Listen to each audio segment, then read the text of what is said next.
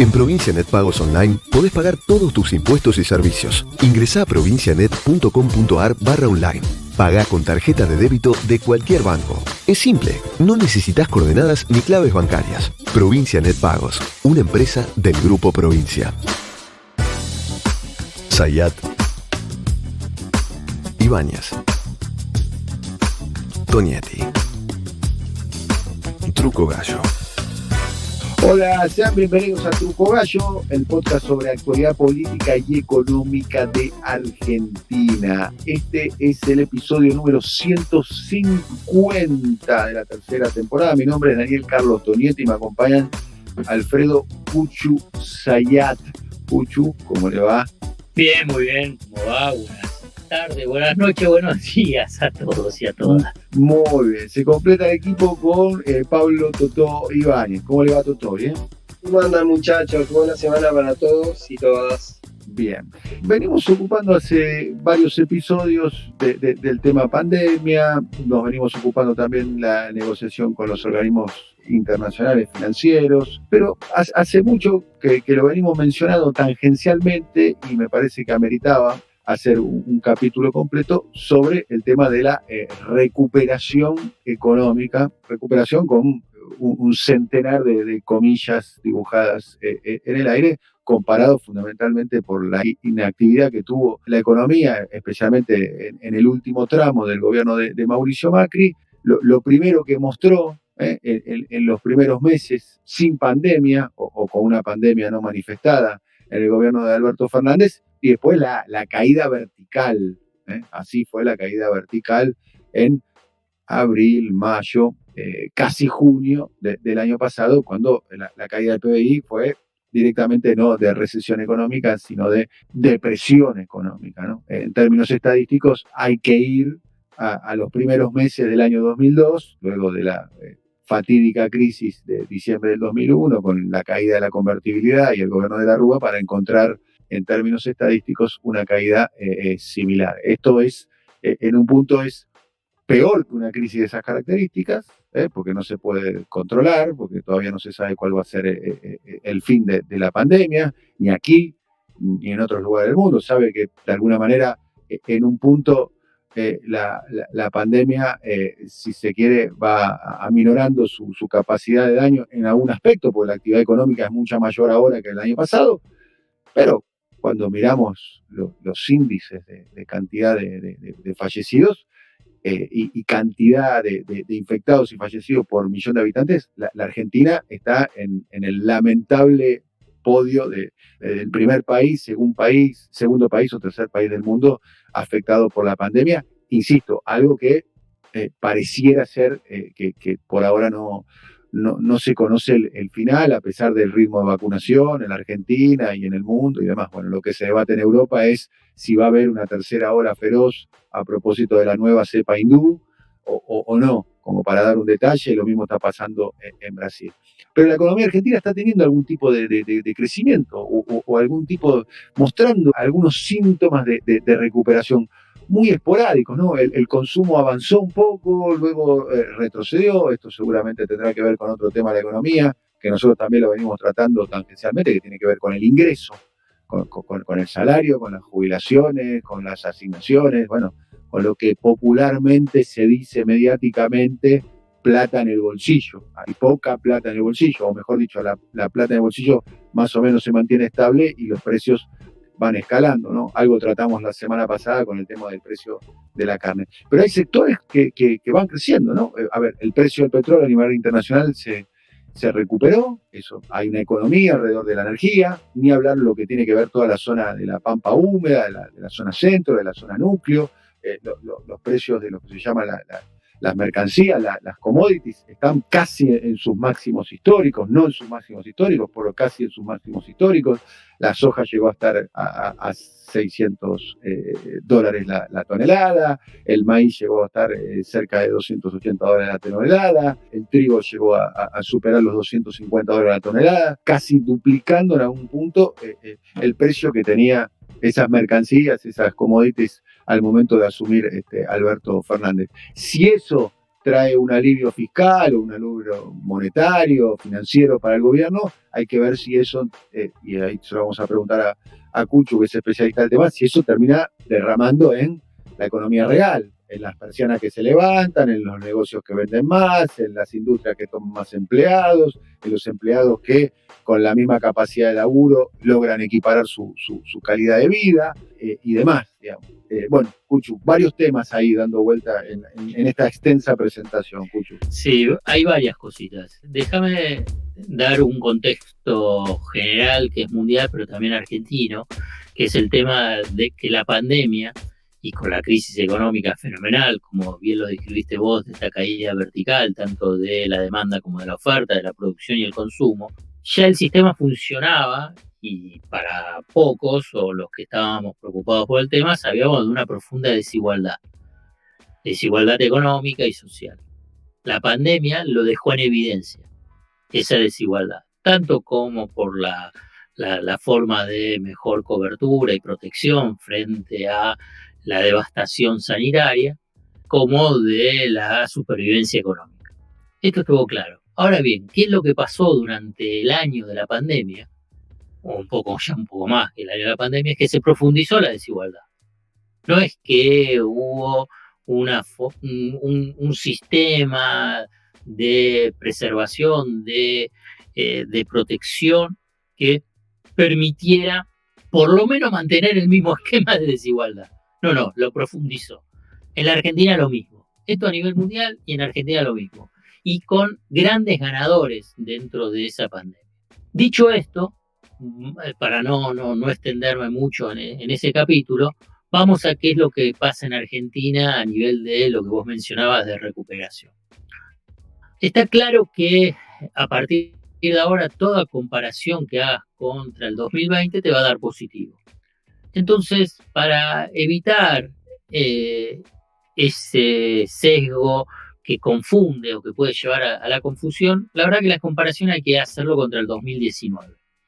Y en esa comparación contra el 2019 estamos hablando también de una situación que te viene de arrastre de 4 años del gobierno de la alianza, el macrismo-radicalismo, pero fundamentalmente de los últimos 2 años de esa gestión que fue de recesión y de caída importante de la economía y específicamente de la industria.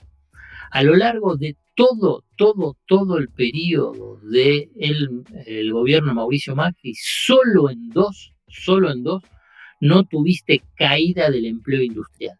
La velocidad del proceso de desindustrialización del macrismo es notable. Yo creo que eso se va a poder analizar con más profundidad cuando se salga de esta crisis insoportable del coronavirus y la crisis económica, y hacer análisis sobre los procesos de desindustrialización y pérdida de empleo industrial. En comparación con la década del 90 y en comparación con lo de la dictadura. No solamente a nivel nominal, sino en la velocidad, porque fueron en apenas 4 años. Pese a eso, lo comparamos con el 2019. Uno puede decir, bueno, compararlo contra el diciembre del 2015, donde por lo menos pese a lo que se dice y se sigue sosteniendo, bueno, la economía no estaba en crisis y tampoco la economía estaba en caída, pese al gran consenso que existe en el mundo de los economistas denominados profesionales. Pero no quiero entrar en ese debate ahora, en este episodio que estamos dando, sino qué es lo que está pasando con el crecimiento o con la recuperación, mejor dicho. Y en comparación con el 2019, vuelvo a repetir, para evitar ese sesgo de lo que fue el cierre de marzo, abril y mayo, la recuperación es heterogénea. Es obvio, pero que hay que remarcar. Y en esa recuperación heterogénea, cuando yo mencionaba el tema de la industria, no es por un capricho, sino que la industria tiene una recuperación importante en esa comparación con el 2019. En esa comparación del 2019 te voy a dar unos numeritos. Sé que a veces son molestos mencionar números, pero en este caso lo exige. medir el índice de producción industrial manufacturero, y eso lo medís como una demanda. El incremento de contra marzo del 2019 es de el 10,7%. Es un crecimiento importante. Vuelvo a repetirte, para que también no piensen a nivel de sesgo, ya hice la aclaración de qué es lo que pasaba con la industria durante el macrismo.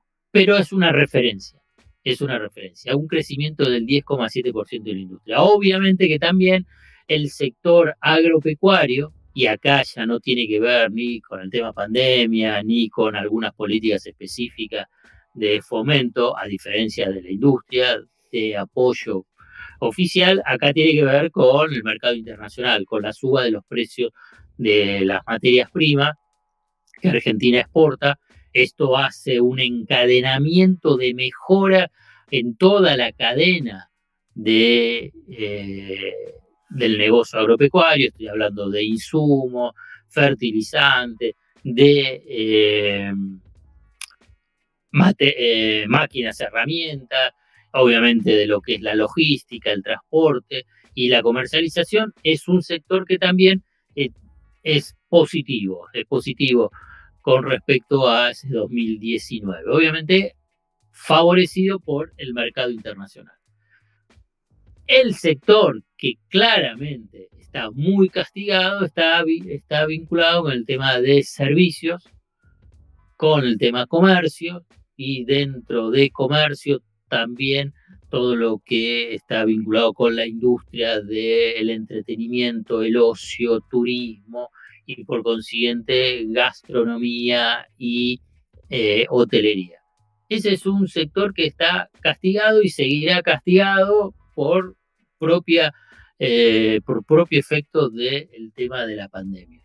Que ahí se requiere, y están en vigencia algunas medidas de protección, más a nivel nacional y por lo que yo tengo entendido de provincia de Buenos Aires. No sé qué pasa en otras provincias, soy sincero en este punto. Claramente la ciudad de Buenos Aires no ayuda en nada, ese sí tengo conocimiento. Esto por el lado de lo que es la producción, lo que uno puede decir, lo que se llama la oferta.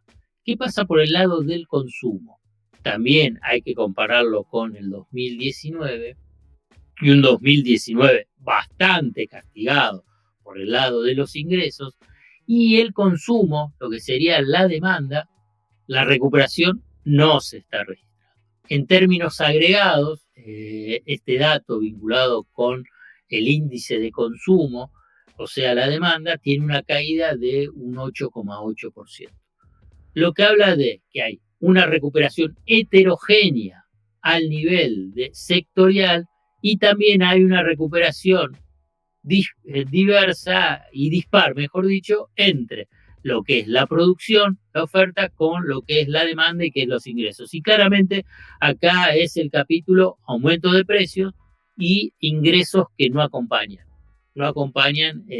o no igualan, ni por consiguiente pueden tener incremento en términos reales, o sea, por encima de la inflación. Y por eso se ve afectado con caídas del consumo. Por ejemplo, ventas, según el índice que elabora CAME, Cámara vinculado con el Comercio, hay una caída abril del 21 contra abril del 19 de un casi 27%.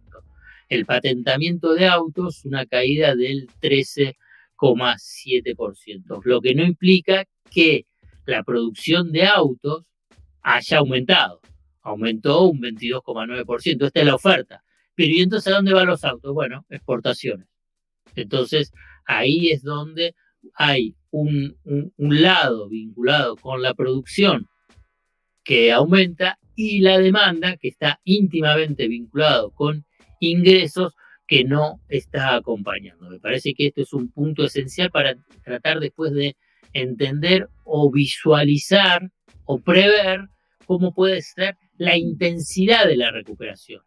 La intensidad de la recuperación por el lado de la oferta ya está lanzada. Ahora bien, para consolidarla dada la estructura productiva y social de la Argentina, que representa el consumo público y privado entre el 70 al 75% del Producto Interno Bruto, que es de la generación de riqueza de bienes y servicios, requiere, para consolidar esa recuperación, la mejora por el lado de la demanda que hoy no está registrándose. Bien, hay un punto ahí que me gustaría compartir con vos, digamos, es un elemento para tener la cierta temperatura de la situación económica. Se ha producido una variación en el ranking en el mes de marzo, por lo menos es el último mes que tengo la información de los autos 0 kilómetros más vendidos y hay algo interesante, ¿no? Entre los 5 autos más vendidos de la Argentina, 0 kilómetros, el auto más vendido, sorpresivamente, es el auto, me animaría a decir, producido aquí en la Argentina, el auto más vendido producido aquí en la Argentina, que es el auto Fiat Cronos, más o menos unas 3.200 unidades. En el puesto número 2 y en el puesto número 3 están dos vehículos muy ligados al sector agropecuario o al sector, si se quiere, de la energía, pero fundamentalmente agropecuario, como la Toyota Hilux y la Volkswagen Amarok. Claro. Cuarto aparece el auto que históricamente encabezó ese ranking, que era el Volkswagen Gol, que durante muchos años, digamos, durante los años del kirchnerismo, encabezaba el ranking de los autos más vendidos, que es el primer auto, podemos decir. El Fiat Crono me animaría a decir que es un auto ya para una familia, ya de una clase media alta o demás, una clase media, no como primer auto. Y como quinto, bueno, el ranking tiene 20 autos, ¿no? 20 modelos, pero como quinto está el Toyota Etios, también, que también es un auto de una motorización chica, como un primer auto, digamos. Como para entender que quizás como... Es muy bueno, no lo tenía, y la verdad que es una muy buena descripción de este crecimiento heterogéneo. En el puesto número 2 y en el puesto número 3 están autos que cuestan 4 millones, 5 millones de pesos. Sí, pero es el sector agropecuario. Claramente es el sector agropecuario. Hilux es el sector agropecuario 100%. Y además de sectores que podés llamar de alto nivel de ingreso, que a veces lo compran simplemente para tenerlo, ¿no? Y utilizarlo como segundo o tercer auto, ¿no? Y que el cuarto, vos mencionabas el cuarto es el Volkswagen, el Gol, bueno, el Golcito, digamos. Que siempre estuvo primero. Que siempre estuvo primero. Cuando tenías niveles de ingresos altos. Está muy bueno como una descripción del escenario económico, de esa tendencia económica heterogénea. ¿Pablo? No, estaba siguiendo atentamente las variables porque uno se encuentra con una especie de planteo cíclico y donde naturalmente los problemas son recurrentes y la pregunta es si las herramientas ante esos problemas se van adaptando al momento histórico, a la particularidad, porque uno, por ejemplo, un tema muy discutido, que fue la asistencia que tuvo el gobierno en este periodo, en este segundo confinamiento que recién estamos atravesando, a los distintos sectores de la economía y los sectores más vulnerables.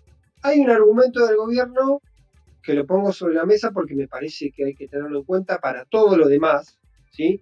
Que es el siguiente. El año pasado tuvimos una situación excepcional y urgente. Ante esa situación excepcional y urgente salimos con una medida genérica. Ahora tenemos herramientas donde se puede ser más quirúrgico a la hora de tomar algún tipo de decisiones. Entonces, en vez de ir a un ATP, que en su momento tuvo como 300.000 y pico de empresas, Alfredo me corregirá, pero en un momento el ATP creo que llegó a 3 millones de trabajadores, un número enorme.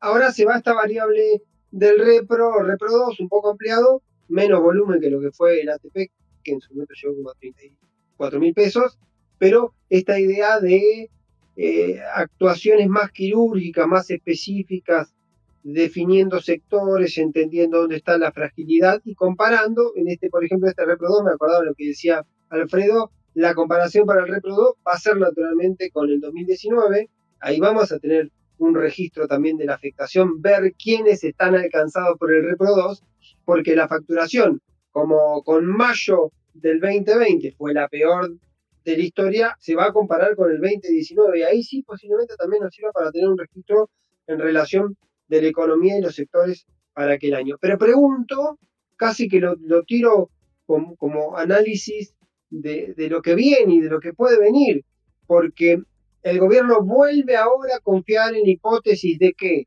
tiene 3 meses críticos por delante, 3 meses que van a coincidir con lo peor de la pandemia, posiblemente por la extensión, por el invierno, con los que también espera completar un ciclo importante de vacunación del orden de los 25 millones de argentinos vacunados por lo menos con una dosis para empezar a procesar el día después de lo que tiene que ver con una pandemia en otras características, por lo menos cerrando el año. La duda, el interrogante es si efectivamente se va a tener condiciones y herramientas y habilidad del gobierno para entender que el proceso que viene posiblemente precise otro nivel de abordaje a la hora de los problemas. Estoy pensando que es un año político, que es un año con la situación política posiblemente la peor de los últimos años, sobre todo si uno estuvo viendo el episodio Bullrich, el lobby respecto a Pfizer, las situaciones y las posiciones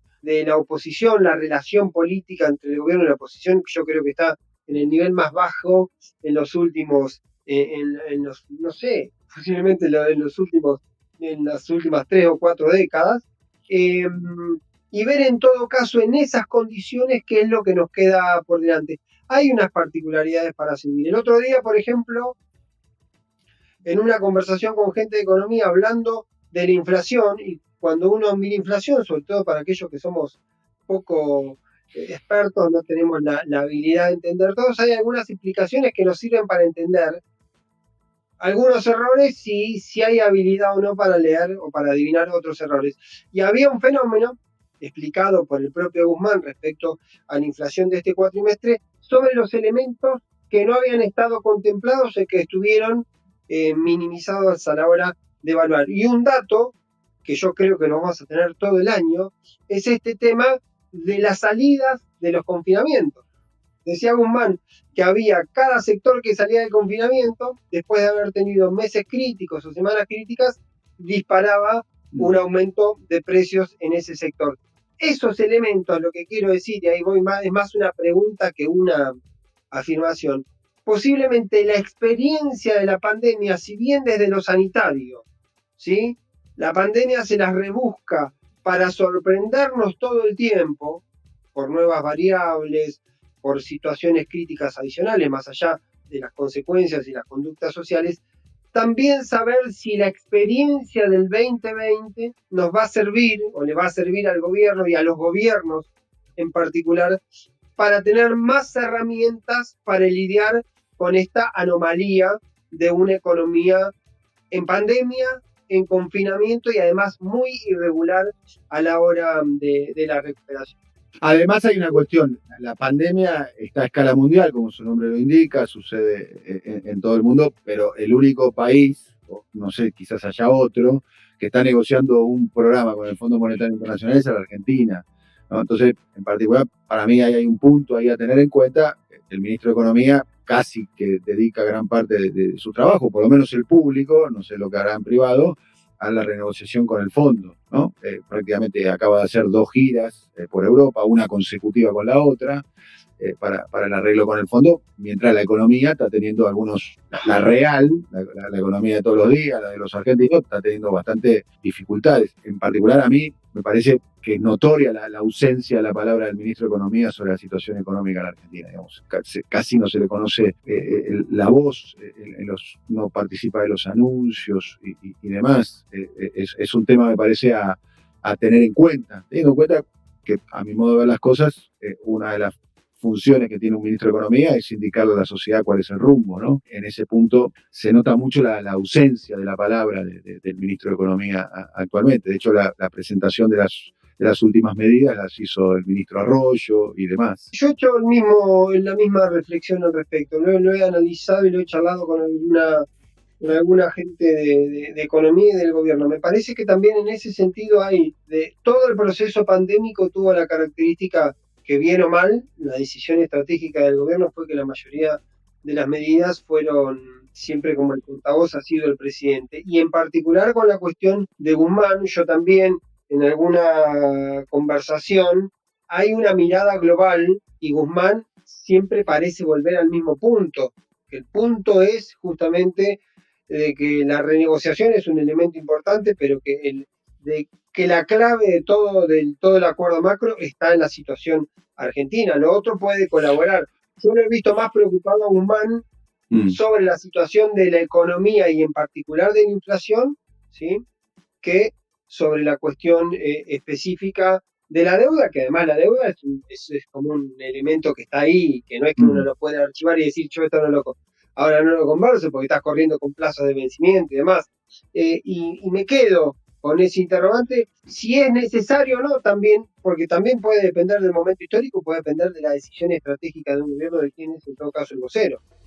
Me parece que, para cerrar, pero simplemente como convocatoria, hagamos un episodio específico sobre estas dos cosas, digamos, el rol del ministro de Economía y el tema del Fondo Monetario Internacional. Propongo también en esta reunión de sumario en vivo, propongo también que el tema del ingreso, o sea, el programa económico está basado, según lo presentó el propio ministro, cuando se trató el presupuesto, el jefe de gabinete, Santiago Cafiero, el propio presidente de la Nación, sobre un concepto básico que es que los salarios le van a ganar la inflación, cosa que por ahora no se estaría verificando. Y el índice inflacionario propuesto por el gobierno, 29%, todo indicaría que va a ser superado. Y las paritarias están muy atrasadas. Entonces, a ver, es muy difícil reactivar la economía si no se reactiva el consumo. Bueno, lo explicó más temprano ahí Cuchu, la demanda agregada. Bueno, hemos terminado un nuevo episodio. Gracias, Cuchu. Gracias, bueno, un abrazo grande para todos. Le mando un saludo al alcalde de Gonet. ¿Cómo está la recuperación económica en Gonet? Está bueno. Está volando. ¿Hay medición de Producto Bruto Geográfico? Sí. Lo estoy acá armando, lo estoy garabateando. Está muy bien. Está hablando con Moreno, dale. Está hablando con Moreno. Un abrazo muy grande. Hasta la próxima. Coordinación: Alfred Ábalos. Producción comercial: Pablo López. Realización: Simón Villarrubia. Diseño gráfico: Andrés Roch y Lisandro Aira para Brasilcomunicación.com.